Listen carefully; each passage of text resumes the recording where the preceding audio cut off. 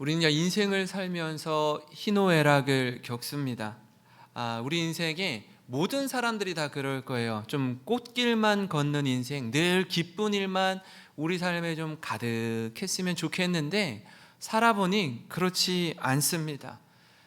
때로는 힘들고 어렵고 마치 가시밭길을 걷듯이 기가 막힌 일들을 마주할 때도 종종 있습니다. 이건요, 몇몇 특정한 사람들만 겪는 일이 아니라 우리 모두에게 해당되는 일이기도 합니다.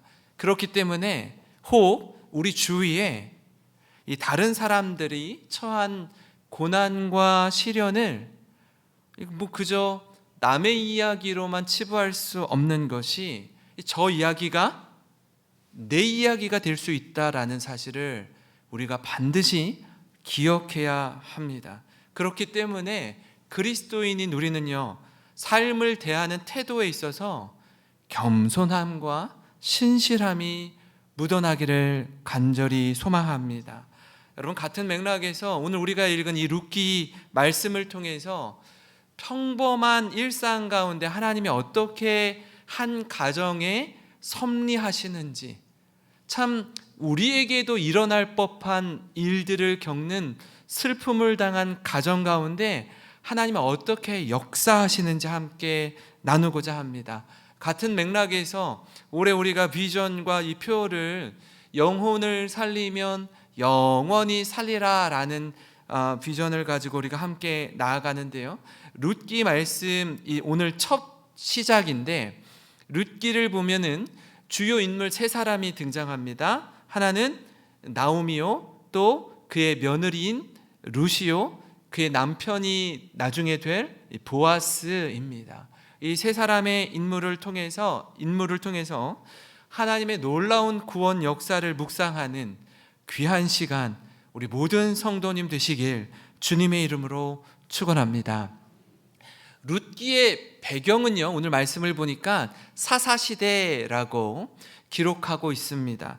여러분, 사사시대를 대표하는 성경 구절이 사사기 마지막 절에 기록되어 있는데요, 룻기 말씀 앞에 있는 성경이 사사기입니다.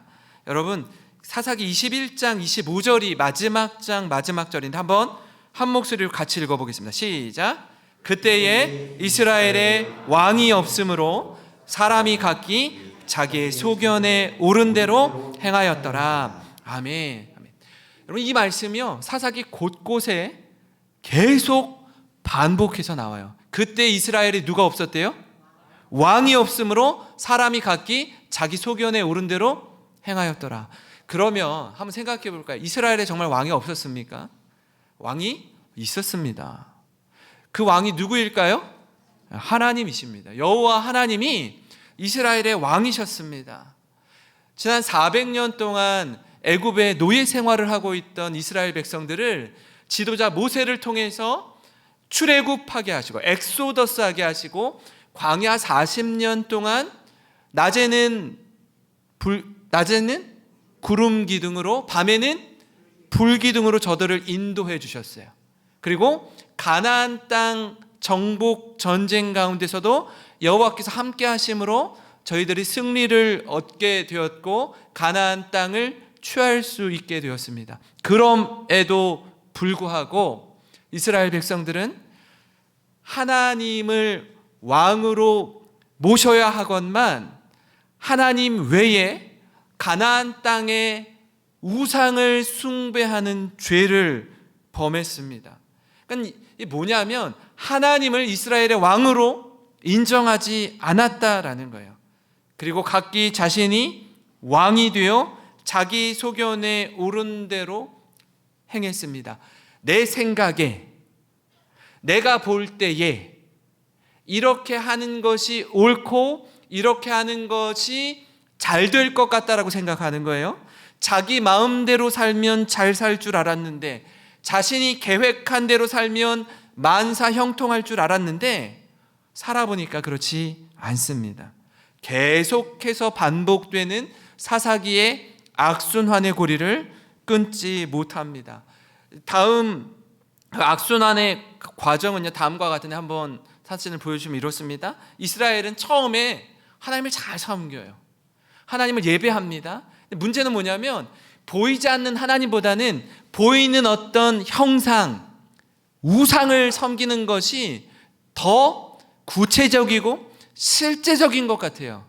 그러니까 하나님을 안 섬기는 건 아니에요. 하나님도 섬기면서 동시에 풍요의 신, 우상도 같이 섬기는 거예요. 복을 달라는 거예요. 그 복이 뭐죠? 잘 먹고 잘 사는 거라고요. 이 땅에서 잘 되고, 이 땅에서 건강하고, 이 땅에서 부유하게 살고, 죽어서는 천국 가고. 그러니까 하나님도 섬기고 우상도 같이 섬기는 거예요. 어떻게 보면 영적인 간음죄를 짓는 거라고요. 그러니까 그렇게 살다 보니까 하나님이 이스라엘 주위에 있는 나라를 통해서 이스라엘을 괴롭히게 만들어요. 억압하게 만듭니다. 심지어 다스리고 통치하게 만들어요. 그러니 저들이 힘들죠. 어렵죠. 고생하죠. 그러니까 이제 누굴 찾아요? 하나님께 나와서 엎드려 부르짖습니다. 좀 살려달라고. 블레셋으로부터, 모압으로부터, 암몬으로부터, 에돔으로부터 우리를 구원해 달라라고 부르짖어요. 그럼 하나님이 그 부르짖음을 들으시고 사사를 세워서 이스라엘을 구원해요. 그러면 한동안 평안하게 지내다가 또 저들이 어떻게 해요? 또 한눈 파는 거예요. 또 죄를 범하는 거예요. 또 우상을 섬기는 거예요.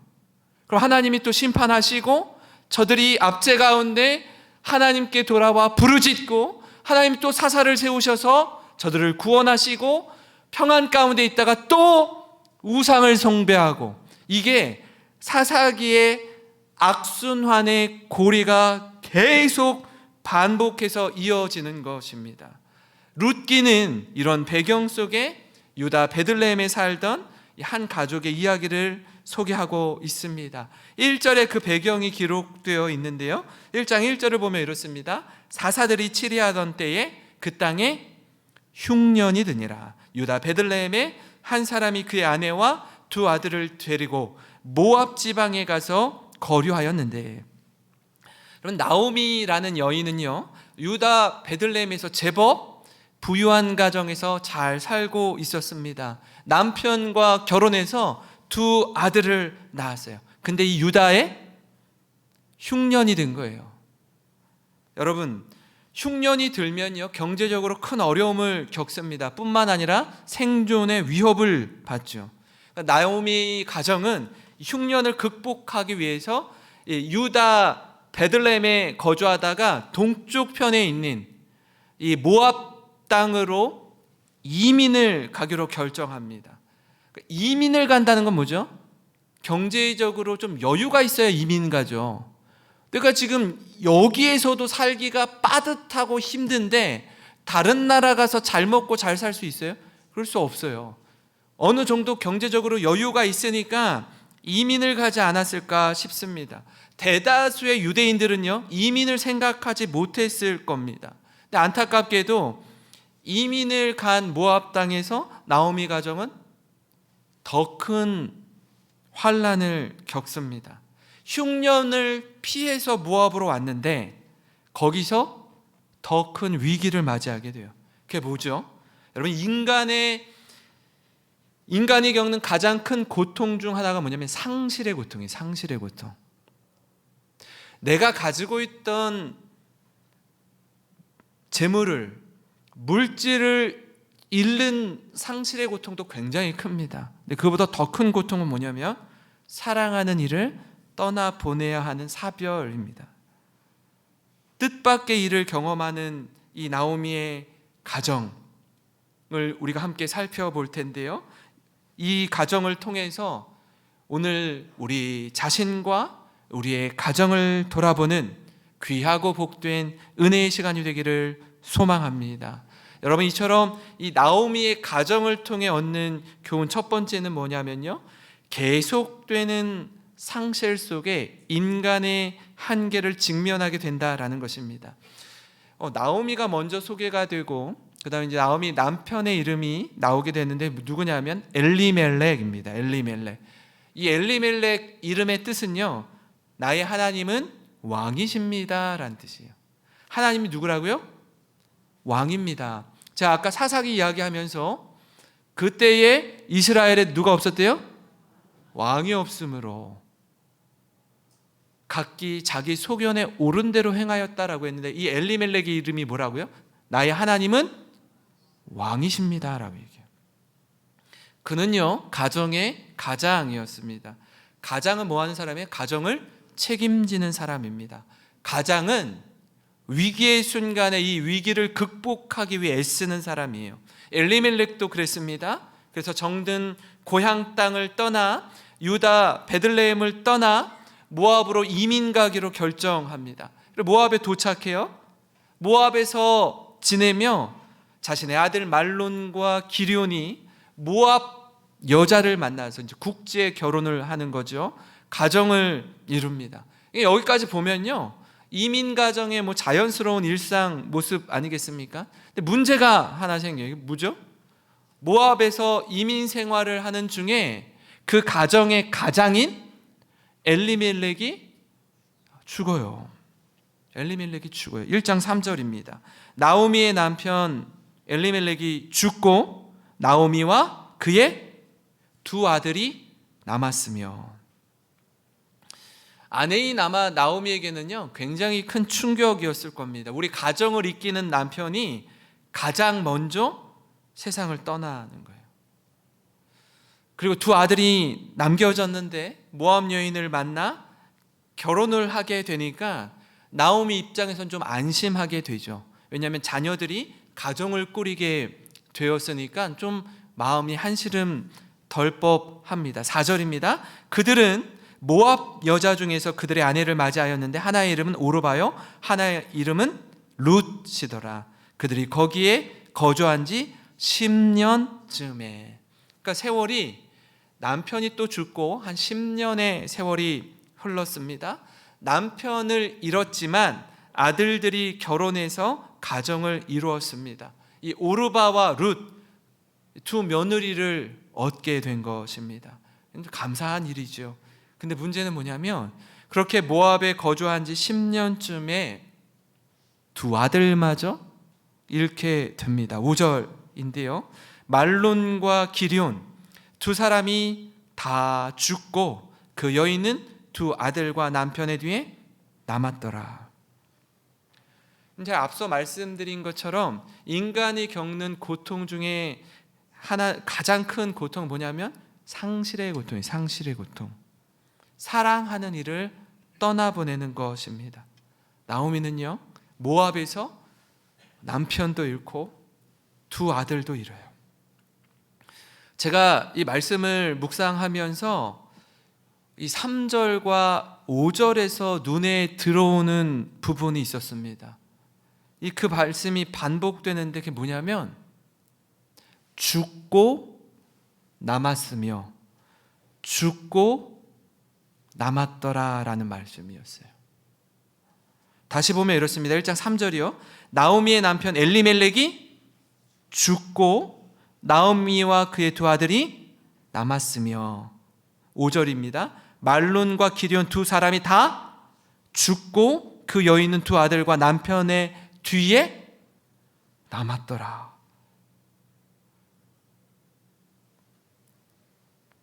처음엔 남편의 죽음 이후에 나오미와 두 아들이 남았어요. 근데 이제는 두 아들과 남편의 뒤에 나오미가 홀로 남습니다. 아니, 이제 나오미뿐만 아니라 홀로 된 며느리 오르바와 룻도 남아요. 나오미와 오르바와 룻, 이 세 사람의 공통점이 뭔지 아세요? 다 과부라는 거예요. 이 세 사람의 공통점이 또 있어요. 자녀가 없다는 거예요. 남편만 없는 게 아니라 셋 다 자녀도 없습니다. 여러분, 예나 지금이나 여성은요 사회적 약자입니다. 근데 지금 저들을 보호해 줄 사람이 없어요. 과거에 이런 이야기 들어보셨어요? 형사취수라는 제도가 있었습니다. 형이 죽으면 동생이 형수님과 결혼하여서 함께 사는 혼인 제도를 형사취수라고 해요. 근데 지금 저들에게는요, 그 제도 역시 해당되지 않는 너무나 어려운 상황에 놓이게 됩니다. 여러분, 떠난 자는요 말이 없어요. 근데 남은 자는 앞으로 살아갈 일이 막막합니다. 저들을 지키고 보호해줄 버팀목이 사라졌습니다. 홀로 된 이들이 거친 세상에서 어떻게 살아야 하는지 앞이 보이질 않아요. 때론 우리 인생도 마찬가지 아닙니까? 나오미처럼 모든 것을 상실하는 그런 경험을 할 때가 있습니다. 과거에는 제법 여유롭게 살았어요. 남부러울 것 없는, 아쉬울 것 없는 그런 평탄한 인생을 살았다고요. 근데 어느 날 갑자기 뜻하지 않은 일로 인해서, 뜻밖의 사고로 인해서 상실을 경험합니다. 가진 것을 모두 잃을 때도 있고요, 사랑하는 이를 떠나보낼 때도 있습니다. 내 뜻과 내 생각과 내 계획에는 없었던, 전혀 예상치 못하는 일이 일어나는 거예요. 지금 나오미의 상황이 그렇습니다. 오르바와 룻의 상황 역시 마찬가지입니다. 지금 상황만 보면요, 소망이 없어 보여요. 절망뿐입니다. 이 상황 속에 얼마나 많이 여러분 내적으로 불평과 원망을 쏟아놓고 싶은 마음이 얼마나 많이 있겠습니까? 그리고 실제로 누군가 그렇게 원망하고 불평한들 누가 그 곁에서 뭐라고 할 사람이 있겠어요? 충분히 공감할 만한 상황 아닙니까? 너무나 힘든 순간입니다. 충분히 이해가 됩니다. 제가 오늘 말씀의 제목을요, 마라가 된 나오미라고 지었어요. 이 무슨 뜻이냐면요, 나오미라는 이름의 뜻은요, 지금도요 미국에 가면 나오미라고 이름을 짓는 여성들이 많아요. 나오미 캠벨. 나오미의 이름의 뜻이 뭐냐면 기쁨, 희락이라는 뜻이에요. 이름 굉장히 좋죠. 근데 제 앞에 지금 마라가 된 나오미라고 했잖아요. 마라는 뭐죠? 괴로움, 쓰다 이런 뜻이에요. 기쁨이라는 이름을 갖고 살아왔는데 자신의 인생은 슬픔과 괴로움 가운데 처해 있는 거예요. 서로 전혀 상반된 단어입니다. 여러분, 나오미가 유다 베들레헴을 떠날 때에는 그래도 좀 여유가 있었어요. 살만하니 이민도 간 거 아닙니까? 어떻게 보면 흉년 중에 남아있는 베들레헴 주민들이 나오미 가정을 보면서 좀 부러워했을 수도 있을 법해요. 그죠? 아, 저 사람들은 그래도 좀 여유가 있으니 위기를 만났을 때에 다른 나라로 이민을 가는구나 하고 좀 부러워했을지도 모르겠습니다. 근데 지금은요, 다 잃었어요. 남편과 두 아들이 모압에서 다 죽었습니다. 여러분, 이 상실의 고통, 괴로움은요, 말할 수 없습니다. 그러나 사랑하는 성도 여러분, 이 상실의 고통 앞에서 우리의 연약함을 가지고 있는 모습 그대로 주님 앞에 나아가는 우리가 되기를 소망합니다. 기가 막힐 웅덩이와 수렁에서 끌어올리시는 하나님을 경험하는 저와 여러분이 되기를 간절히 기도합니다. 그래서 작고 연약한 인간의 한계 앞에 설 때에 크신 하나님을 의지하고 주님 앞으로 한 걸음 한 걸음 더 가까이 나아가는 우리 모든 성도님 되시길 주님의 이름으로 축원합니다.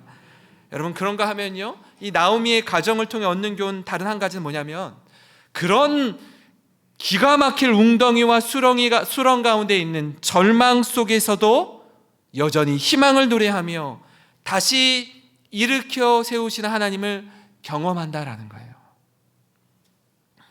하나님은요, 상실로 인해 완전히 무너진 것 같은 한 가정을 주목하십니다. 바라보셔요. 그리고 절망 속에서 희망을 노래하며 우리 주님이 일으켜 세워주십니다. 혹 우리 성도님들 가운데 슬픔과 낙심에 빠진 분이 계시다면 앞으로 살펴볼 이 룻기 말씀을 통해 위로를 받으시고 다시 일으켜 세우시는 하나님으로 인해 힘을 얻으시기를 간절히 소망합니다. 여러분, 제가 오늘 이 룻기의 맨 앞장 말씀 1장 1절부터 5절을 읽었는데요, 맨 마지막 장 마지막 부분을 좀 살펴보려고 합니다. 왜냐하면 하나님 섭리 가운데 무너진 한 가정을 하나님이 어떻게 일으켜 세우시는지 한번 보기를 원해요. 이 어둠 속에 있던 과부 시어머니와 며느리에게 빛을 비추어 주시는 하나님을 바라보고 주목하는 모든 성도님 되시길 간절히 기도합니다. 왜냐하면요, 이건 비단 나오미와 룻의 이야기로 끝나는 것이 아니라 사실 오늘을 살아가는 우리의 이야기이기도 하기 때문입니다.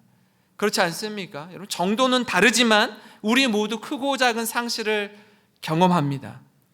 여러분, 우리 중에 누가 자신의 미래를 장담할 수 있는 사람이 어디 있어요? 그렇지 않습니까? 내일 일을 우리가 몰라요. 내일 무슨 일이 벌어질지 아무도 모른다고요. 지금 좀 잘 산다고, 지금 좀 내가 건강하다고, 지금 좀 내가 젊다고 내일을 보장할 수 없습니다. 그런 연약한 인간의 한계를 가지고 있는 이들이 우리입니다. 여러분, 나오미의 남편이었던 이 엘리멜렉과 두 아들 말론과 기럧에게 있어서 여러분, 저들이 유다 베들레헴에 흉년이 들었을 때 모압 땅으로 여러분 이민을 가려면요 상당한 기간을 준비해야 돼요. 준비해야 된다고요. 뭐 여행 가는 게 아니에요. 그 땅 가서 사는 거예요. 그러면 이 땅에서의 모든 짐들을 좀 정리해야 되고요, 그 땅에서 어떻게 살아야 될지 준비하는 기간이 필요해요. 여러분, 그렇게 살림을 다 꾸리고 준비하고 모압으로 가는 여정 가운데 모압 땅에서 죽을 줄 누가 알았어요? 그렇게 빨리 자신의 생명이 끝날 줄 누가 알았겠냐고요. 아무도 몰랐습니다. 그래서 베들레헴을 떠나 모압으로 간 거 아닙니까? 숱한 어려움과 고난이 있었지만 여러분, 룻기의 마지막을 통해 우리가 알 수 있는 건 뭐냐면, 하나님의 신실하심을 신뢰하는 이들의 마지막은 아름답게 갈물이 된다라는 거예요.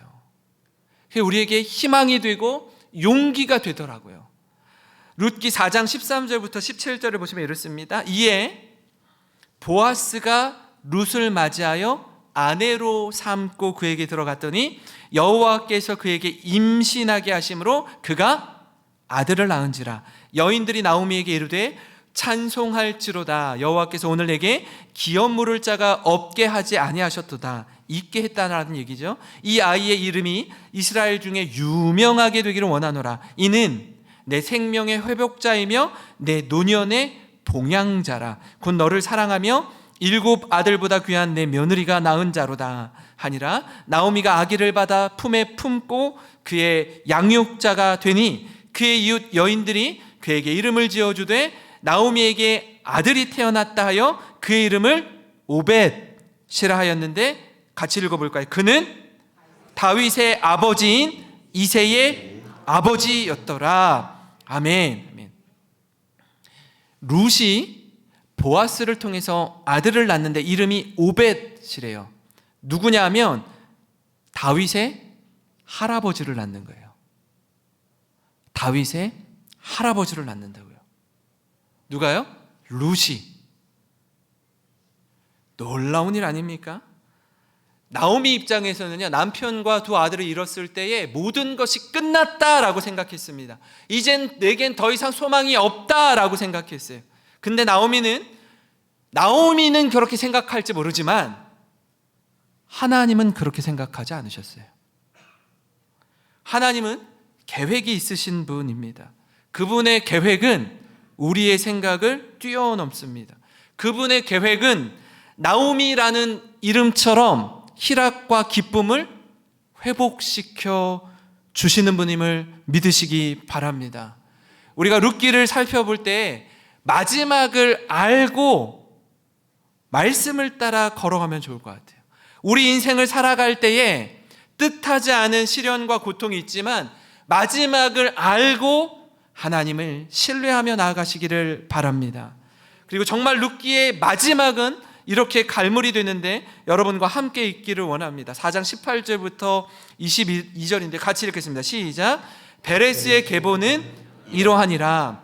베레스는 헤스론을 낳고 헤스론은 람을 낳았고 람은 아비나답을 낳았고 아미나답은 나손을 낳았고 나손은 살몬을 낳았고 살몬은 보아스를 낳았고 보아스는 오벳을 낳았고 오벳은 이새를 낳고 이새는 다윗을 낳았더라. 아멘.